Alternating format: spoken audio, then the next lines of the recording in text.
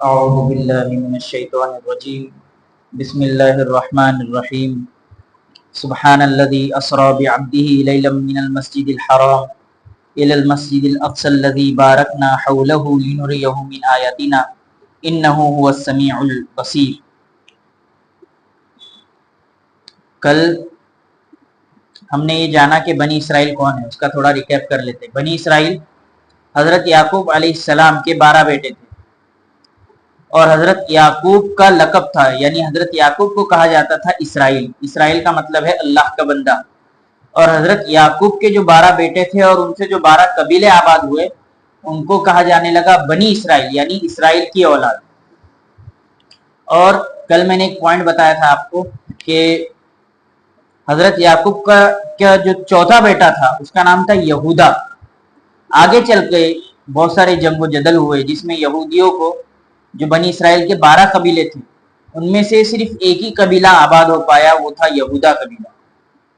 کیونکہ میں نے بتایا کہ ایک وقت ایسا تھا کہ یہودی بنی اسرائیل ایک وقت حکومت کیا کرتے تھے، لیکن ان پر جب ان لوگوں نے اپنے اوپر عیاشی کو اپنے اوپر اپنا لیا اور اللہ کی نافرمانی پر اتر آئے تو اللہ تبارک و تعالیٰ نے ان کو ذلیل اور رسوا کر دیا اور اس کے بعد ان پر ظالم بادشاہ کو مسلط کیا اور اس ظالم بادشاہ نے ان سب کے مساجد کے نشانات بھی مٹا دیے اور اس میں سے بس ایک ہی قبیلہ آباد ہو پایا، وہ یہودا قبیلہ تھا.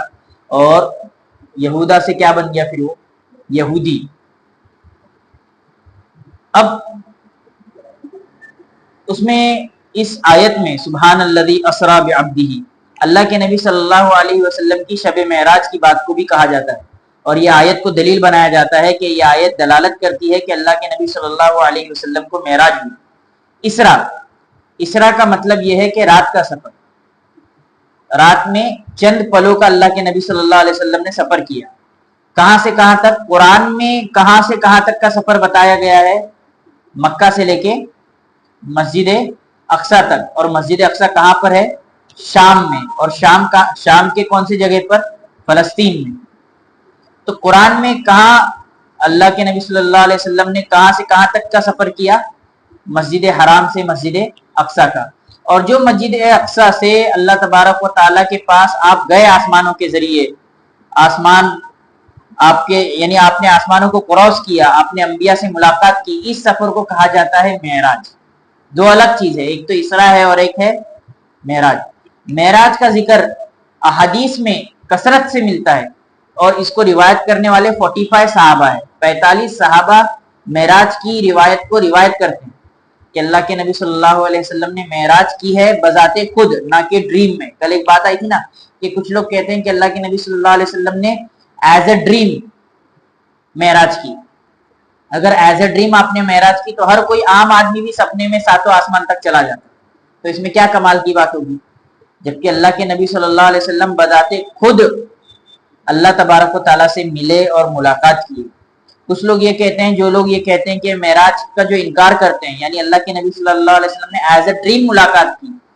کیوں؟ وجہ اس کی یہ ہے کہ ہماری آنکھیں اللہ تبارک و تعالیٰ کو دیکھ نہیں سکتی، تو اللہ کے نبی صلی اللہ علیہ وسلم نے کیسے اللہ کو دیکھ لیا؟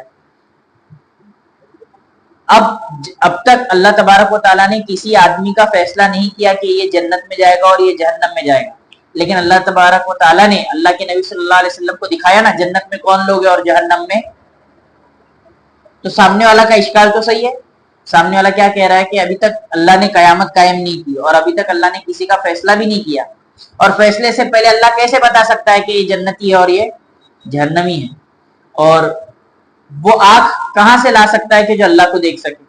ڈریم میں یہ سب ہو سکتا ہے، کیونکہ ڈریم میں اللہ تبارک ہم دیکھتے ہیں کہ ہم بہت، یعنی ہم ایک دم واسٹ چیز کو بھی دیکھ لیتے ہیں. تو سامنے والے نے اشکال تو صحیح کیا، لیکن اس کا جواب یہ ہے کہ وہ اشکال کس کے اوپر کر رہا ہے؟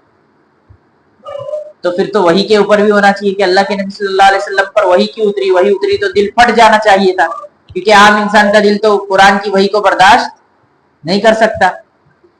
اللہ کے نبی صلی اللہ علیہ وسلم کو معراج میں جانے سے پہلے اللہ کے نبی صلی اللہ علیہ وسلم کا دل حضرت جبریل نے نکالا اور اس دل کو آب زمزم سے دھویا. کس سے دھویا؟ آب زمزم سے. پتہ کیا چلا کہ اللہ کے نبی صلی اللہ علیہ وسلم کا پہلے اس دل کو صاف کیا گیا کہ اب جب آپ آگے بہت ساری خطرناک چیزیں دیکھیں گے تو آپ کا دل ڈر سے یا خشیت الہی سے یا وہ رحمت سے بلاسٹ نہ ہو. اس وجہ سے آپ کا دل کیا ہوا؟ دھویا گیا. اور اس کے بعد پھر اللہ کے نبی صلی اللہ علیہ وسلم کو جنت اور جہنم دکھائی گئی, وہ ایز اے ایگزامپل دکھایا گیا. تو اللہ کے لیے مشکل تھا یا آسان تھا؟ آپ اشکال کس کے بارے میں کر رہے؟ اللہ کی قدرت کے بارے میں, جو اللہ چند منٹوں میں ساری چیزوں کو ادھر کا ادھر کر سکتا ہے. تو کیا اللہ اپنے نبی کو معراج نہیں کرا سکتا؟ تو اللہ تبارک و تعالیٰ نے ان کا اشکال دور کرنے کے لیے سب سے پہلا ورڈ لایا سبحان, پاک ہے رب, یعنی اس کے اندر کوئی عیب ہی نہیں ہے. تو جو عیب لگا رہا ہے کہ یہ کیسے ہو سکتا ہے, تو اس کو یہ سوچنا چاہیے کہ بھائی میں اشکال کس کے اوپر کر رہا ہوں؟ اللہ کے اوپر. سبحان الذی, پاک ہے وہ رب جس نے اپنے بندے کو, اور بندے سے مراد کون ہے یہاں پر؟ حضرت محمد صلی اللہ علیہ وسلم. محمد صلی اللہ علیہ وسلم کو راتوں رات سفر کرایا مسجد حرام سے مسجد اقصی تک کا. اب یہاں پر مسجد اقصی اور مسجد حرام کی بات آ رہی ہے. ایک صحابی آئے اور اللہ کے نبی صلی اللہ علیہ وسلم سے پوچھا, بخاری کی روایت ہے, کہ سب سے پہلے دنیا میں کون سی مسجد بنی؟ تو اللہ کے نبی صلی اللہ علیہ وسلم نے فرمایا کہ مسجد حرام, اور اس کے بعد مسجد اقصی, اور دونوں کے درمیان کتنا فاصلہ ہے؟ 40 سال کا. کتنا فاصلہ ہے؟ 40 سال. اور حضرت باضابطہ اس مسجد اقصی کو تعمیر کس نے کیا؟ حضرت سلیمان علیہ السلام. اس سے پہلے بھی یہ مسجد تعمیر ہوئی تھی زمانوں کے اعتبار سے. حضرت اسحاق, حضرت ابراہیم کے 2 بیٹے تھے, اسماعیل اور اسحاق. حضرت اسحاق کہاں پر آباد ہوئے؟ فلسطین میں. اور حضرت اسماعیل کہاں آباد ہوئے؟ مکہ میں. اب مسجد حرام کہاں؟ مسجد حرام کو پتا چل گیا کہ مسجد حرام مکہ میں آباد ہے. مسجد اقصی کہاں پر ہے؟ ملک شام. اللہ تبارک و تعالیٰ نے ملک شام کا جب جب قرآن میں ذکر کیا ہے تو 2 ناموں سے ذکر کیا ہے. نمبر 1 مقدس, نمبر 1 مقدس, نمبر 2 برکت والی جگہ. اب اسی آیت کو دیکھ لیجئے کہ سبحان الذی اسری بعبدہ لیلا من المسجد الحرام, اللہ نے اپنے بندے کو کہاں سے اٹھایا؟ مسجد حرام سے. کہاں تک؟ الی المسجد الاقصی. اور کہاں پر؟ اس جگہ کو بھی اللہ بتا رہے الی المسجد الاقصی بارکنا حولہ, یعنی وہ مسجد جس کے ارد گرد ہم نے کیا رکھی ہے؟ برکتیں رکھی ہے. اور مفسرین نے اس سے مراد ملک شام لیا ہے. ملک شام, آج جو ہم کو شام دکھایا جاتا ہے وہ شام چھوٹا ہے. پہلے ملک شام میں 4 کنٹریاں آتی تھی, لبنان, سیریا, جارڈن, فلسطین. کتنے کنٹری ہو گئے؟ لبنان, سیریا, جارڈن اور فلسطین. ان چاروں کو ملا کے ایک ملک بنتا تھا ملک شام. آج سے 100 سال پہلے تک یہ ملک شام ایسی حالت میں تھا. خلافت عثمانیہ ختم ہونے کے بعد فرانسیسی اور برٹش لوگوں نے اس کو 4 ٹکڑوں میں تقسیم کر دیا اور ملک شام کے ٹکڑے ہو. تو بارکنا, یہ برکت والی جگہ کیوں ہے؟ نمبر 1 یہ تمام انبیاء کا مسکن رہا ہے. مسکن بولے تو رہنے کی جگہ. جتنے بھی انبیاء آئے, جتنے بھی نبی آئے ہیں, جتنے بھی رسول آئے ہیں, یہ اس جگہ رہے ہیں, یہاں تک کہ ان کی قبریں وہاں پر موجود ہیں. تو یہ برکت والی جگہ اس وجہ سے ہوئی. نمبر 2 یہ کہ یہاں پر اللہ تبارک و تعالیٰ نے حضرت اسحاق اور حضرت ابراہیم اور حضرت موسیٰ اور حضرت عیسیٰ, یہی ان لوگوں کے کام کرنے کی جگہ تھی. تو جہاں پر بڑے بڑے انبیاء اور رسول کام کر رہے, وہ جگہ چھوٹی ہو سکتی ہے کیا؟ صرف جہاں پر اللہ کے نبی صلی اللہ علیہ وسلم نے کام کیا, وہ کام کرنے کی جگہ کون سی تھی؟ مکہ. لیکن جتنے انبیاء ہیں ان سب نے کام کہاں پر کیا؟ اقصی. مکہ اس لیے فضیلت والا ہو گیا کہ وہاں پر اللہ کے نبی صلی اللہ علیہ وسلم پیدا ہو,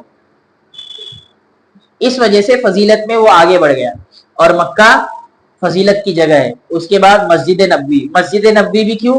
کیونکہ وہاں پر آقا مدنی محمد عربی صلی اللہ علیہ وسلم آرام فرما رہے ہیں, اس لیے دوسرے نمبر پر جو فضیلت والی جگہ ہے وہ مسجد نبوی. اور تیسرے نمبر پر سب سے بڑی فضیلت کی جگہ کوئی مسجد, کوئی درگاہ, کوئی خانقاہ نہیں ہے, وہ کیا ہے؟ مسجد اقصی. اور مسجد اقصی کی اہمیت کو اللہ کے نبی صلی اللہ علیہ وسلم نے باقاعدہ اپنے صحابہ کو اتنا بتایا کہ وہاں پر 10,000 صحابہ کی قبر ہے. کتنے ہزار صحابہ کی؟ 10,000 صحاباؤں کی قبر ہے. یہ فلسطین کہاں ہے؟ ہم کو تو دکھتا ہے کہ سعودی کے اوپر ہے, مصر کے سائڈ میں ہے. یہ ایشین کانٹیننٹ میں آتا ہے اور ساؤتھ ویسٹرن پارٹ پہ آتا ہے. میڈیٹیرین سی کے قریب فلسطین واقع ہے, میڈیٹیرین سی کے قریب ایشین کانٹیننٹ کے پاس. اور یہ ایسی جگہ ہے جہاں سے یورپ میں جانا بھی آسان ہے, اور جہاں سے افریقہ جانا بھی آسان ہے, اور جہاں سے ایشیا میں آنا بھی آسان ہے. اس وقت میں فلسطین ایک کیا کہتے ہیں اس کو, ایک گلوب تھا, ایک ہب تھا بزنس کا. لوگ وہاں سے ہی اپنی تجارت اور اپنے بڑے بڑے بزنسز وہیں سے شروع کرتے تھے اور وہیں سے رابطہ رکھتے تھے. وہ ایک کیپیٹل تھا بزنس کا فلسطین. اور اللہ کے نبی صلی اللہ علیہ وسلم نے بھی ملک شام کا سفر کیا, اور اس کے بعد اللہ کے نبی صلی اللہ علیہ وسلم کے زمانے میں ملک شام فتح بھی نہیں ہوا تھا. مسجد اقصی اس وقت کس کے ہاتھ میں تھی؟ اس وقت دو بادشاہ بڑے بڑے تھے, ایک تو قیصر اور ایک کسرا, جس کو رومن امپائر اور پرشین امپائر کہتے ہیں. اور فلسطین کس کے ہاتھ میں تھا؟ رومن امپائر کے قبضے میں. اللہ کے نبی صلی اللہ علیہ وسلم کی پوری زندگی میں مسجد اقصی فتح نہیں ہوا, فلسطین فتح نہیں ہوا, لیکن اللہ کے نبی صلی اللہ علیہ وسلم نے مسجد اقصی کی اتنی فضیلت بتائی, اور قرآن میں اس جگہ کو جب بھی نام سے یاد کیا گیا تو اس فلسطین کو مقدس جگہ اور اس فلسطین کو برکت والی جگہ کہا گیا. یہ کچھ آیتیں ہیں جو اللہ تبارک و تعالیٰ نے اپنے قرآن میں ارشاد فرمائی. جب حضرت موسیٰ کو کہا کہ داخل ہو جاؤ اس برکت والی, اس پاکیزہ جگہ پر, مقدس مطلب پاکیزہ جگہ. حضرت موسیٰ کو جب اللہ تبارک و تعالیٰ نے کہا یا قوم ادخلوا الارض المقدسہ, حضرت موسیٰ اپنی قوم سے کہہ رہے ہیں کہ اے قوم تم پاکیزہ جگہ پر کیا ہو جاؤ, جس کو ہم سنسکرت میں کہیں گے, ہندی میں کہیں گے پوترستان میں پرویش کرو.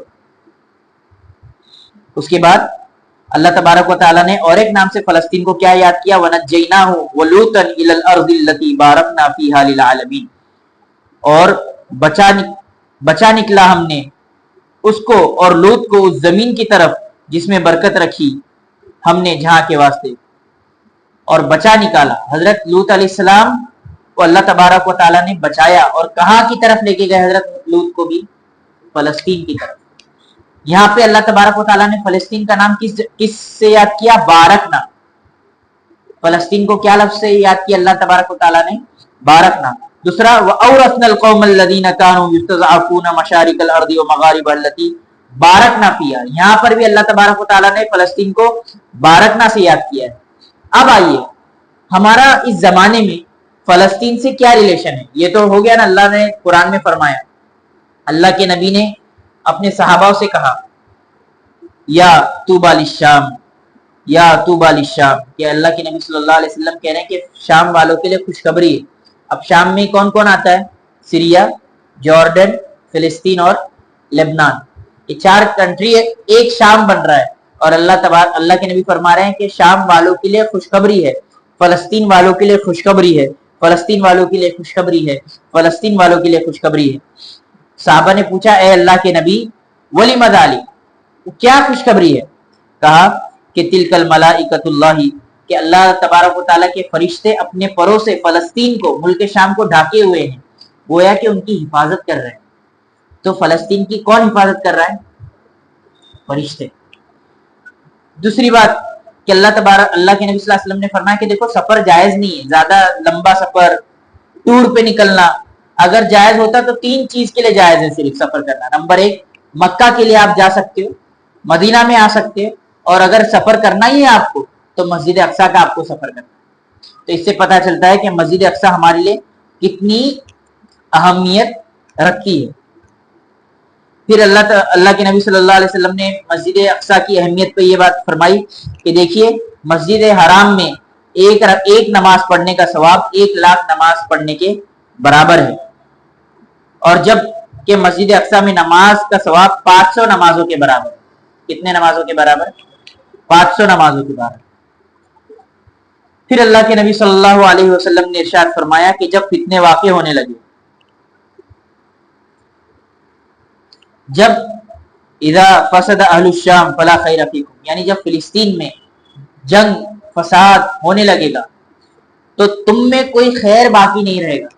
یہ حدیث آج ریسنٹلی ٹاپک پہ یہ بتاتی ہے اذا فسد اہل الشام، جب فلسطین میں فساد ہوگا، فلسطین میں جیسے کہ مارا ماری ہوگی، جب فلسطین میں جینوسائیڈ ہوگا، فلا خیر فیکم، تو انسانیت میں کم سے کون ہے؟ ہم لوگ ہی تو ہیں سب. فلا خیر فیکم، تو سمجھیے کہ تم میں کوئی خیر ہی باقی نہیں، یعنی انسانیت کا کیا نکل چکا ہے؟ جنازہ. کہ اتنا بڑا جینوسائیڈ ہو رہا ہے لیکن ہم سب چپ ہیں. اس کے بعد لا تزال طائفۃ من امتی منصورین، پھر اللہ کے نبی صلی اللہ علیہ وسلم نے فرمایا میرا امت کا ایک گروہ مسلسل مدد سے ہم کنار اور فتح مند رہے گا. یعنی کیا؟ کہ میرا ایک ایسی جماعت ہوگی اس زمانے میں جو جیتے گی اور ہمیشہ مدد کرتی رہے گی دین کی. ان میں بے یار و مددگار چھوڑ دینے والے ان کا کچھ بگاڑ نہ سکیں گے. یعنی ان کو جو اکیلا چھوڑ دے گا نا کہ یار آپ اپنا دیکھیے، ہم اپنی کنٹری میں ہیں، آپ اپنا نپٹیے، تو ان کا کوئی بال باقا نہیں ہوگا یہاں تک کہ قیامت آ جائے. اس حدیث کو لیتے ہیں اور اس کو سمجھتے ہیں. اذا فسد اہل الشام، یعنی کیا؟ جب فساد ہوگا فلسطین میں تو انسانیت تم میں باقی نہیں رہے گی. اور پھر اگر تم ان کی مدد بھی نہیں کر پاؤ گے نا تو اس میں تمہارا گھاٹا ہے، ان کا گھاٹا نہیں ہے. اور پھر انتظار کرنا کہ قیامت آنے والی. اللہ کے نبی صلی اللہ علیہ وسلم نے ایک خواب دیکھا. خواب کیا دیکھا؟ کہ اللہ کے نبی صلی اللہ علیہ وسلم سو رہے ہیں اور دیکھا کہ ایمان آپ کے تکیے سے نکل کر، ایمان آپ کے تکیے سے نکل کر جا رہا ہے. آپ نے دیکھا کہ ایمان ایک پلر ہے اور وہ جا رہا ہے.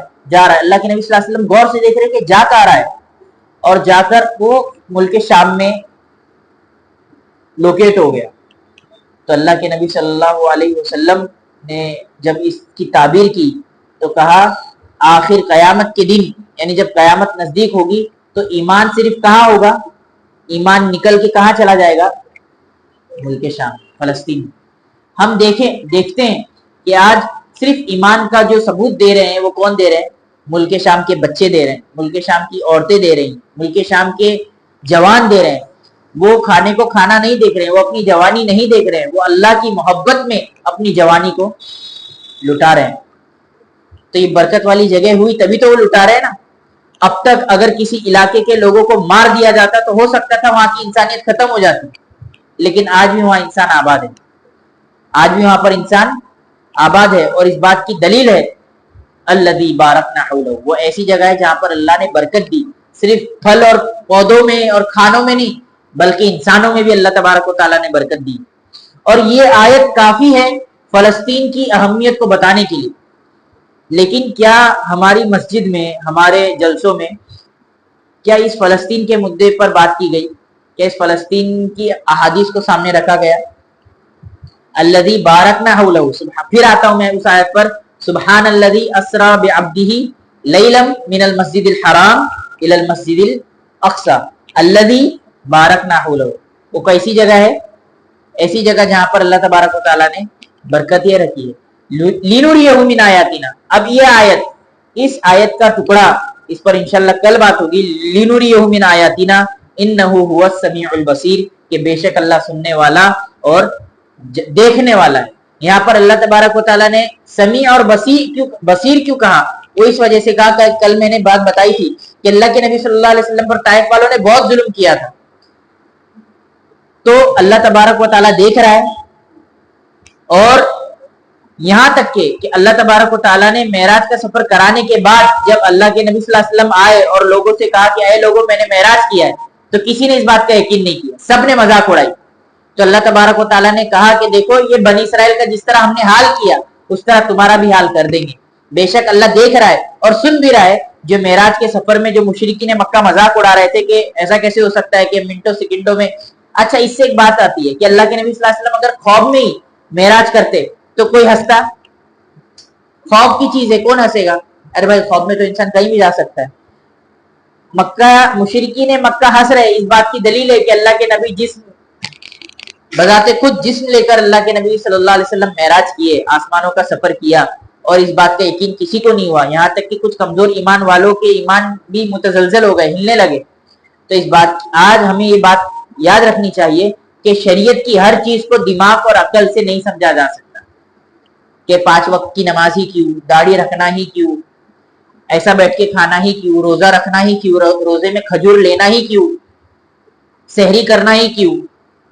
یعنی اگر آپ اسلام کو عقل کے ذریعے نہیں سمجھ سکتے, جنہوں نے عقل کے ذریعے سمجھا تو اللہ تبارک وہ گمراہ ہو گئے, اور جس نے اللہ کے نبی کی بات کو ایک دم نہیں, اللہ کے نبی نے کہا, مشرکین مکہ گئے ابو بکر کے پاس صدیق رضی اللہ عنہ اور کہا کہ اگر کوئی کہے کہ میں نے راتوں رات آسمانوں کا سفر کیا تو تم مان لو گے؟ تو کہا کہ میں نہیں مانوں گا. کہا کہ یہ تمہارا محمد کہہ رہا ہے. تو کہا کہ اگر محمد کہہ رہے تو سچ کہہ رہے, کیونکہ محمد کہتے ہیں فرشتے ہیں اور ہم نے فرشتوں کو نہیں دیکھا. تو تب سے حضرت ابو بکر کا نام کیا پڑ گیا؟ حضرت ابو بکر صدیق. کیوں پڑھا؟ وہ اس وجہ سے پڑھا کہ حضرت ابو بکر نے اللہ کے نبی کی کوئی بات کا یقینی عینی مشاہدہ نہیں کیا, لیکن اللہ کی بات پر, اللہ کے نبی کی بات پر سچا پکا ایمان لے کر آ گئے. تو حضرت کو کہاں اللہ تبارک و تعالیٰ نے پہنچا دیا؟ صدیق. اور اس دنیا میں اگر کوئی سب سے بڑا مقام ہے تو وہ صدیق کا مقام ہے. کس کا مقام ہے؟ صدیق کا. تو اس طرح اللہ کی ہر بات اور اللہ کے نبی کی ہر بات کو ہمیں ماننا ہے بغیر چو اور چرا کے. اگر ہم عقل دوڑائیں گے, جیسے تراویح کی 20 رکعت میں 20 ہی کیوں, ایسا ہی کیوں, ویسا ہی کیوں, تو پھر ہم کیا ہو جائیں گے؟ غلط راستے میں نکل جائیں گے. تو یہ آیت ہمیں بتاتی ہے کہ دیکھو اللہ دیکھ بھی رہا ہے, سن بھی رہا ہے اور اللہ جان بھی رہا ہے. انشاءاللہ کل اس پر بات ہوگی, لنوریہ من آیاتنا, کہ اللہ تبارک و تعالیٰ نے اپنی کون کون سی نشانیاں اللہ کے نبی کو بتائی اور اس سے ہمیں کیا سبق لینا چاہیے. اللہ تبارک و تعالیٰ کہنے سننے سے زیادہ عمل کی توفیق عطا فرمائے. سبحان اللہ و بحمدہ, سبحانک اللہم و بحمدک, نشہد ان لا الہ الا انت, نستغفرک و نتوب الیک. سبحان ربک رب العزة عما یصفون وسلام علی المرسلین والحمد للہ.